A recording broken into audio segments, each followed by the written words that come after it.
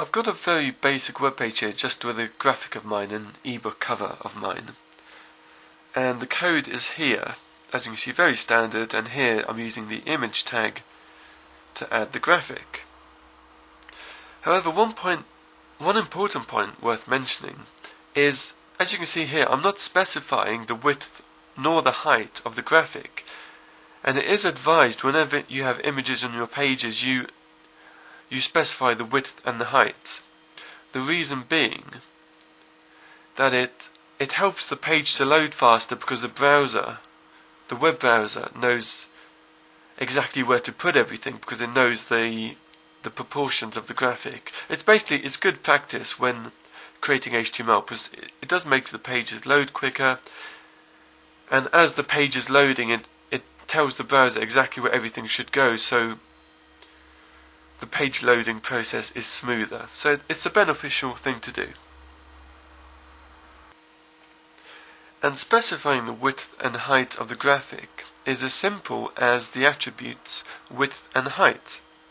Like, for example, I know I'm going to have to double check, but all you do is attribute width equals and then double quotes, and then within the double quotes is how many pixels wide your graphic is, space, and then height equals double quotes, and then between the double quotes how high your graphic is, the height of your graphic.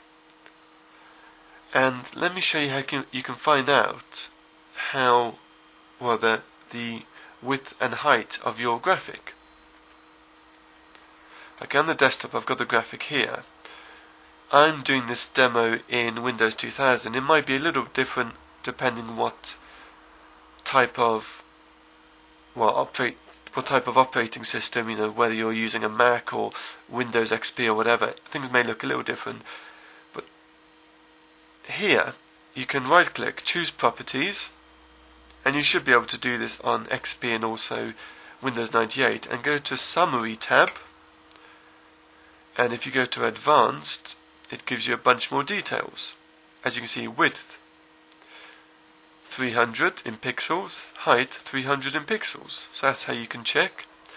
And also you can check in graphics programs. There's a free to download program called EarthenView. I think you can get it free at earthenview.com, and it's very good, especially as it's free. And you just load up your graphic, and down here in the status bar you see it says 300 by 300. So that means that the width of the graphic is 300, the height is 300. Save, back to the browser, refresh. Now it won't look any different, but as mentioned, it is good practice, and you may find, especially if you've got a page with a lot of graphics, load it up, upload it to your website and then visit that page, and you should see the page and the graphics load quicker and load smoother because the web browser knows exactly the width of everything and where everything goes even before it starts downloading the graphics.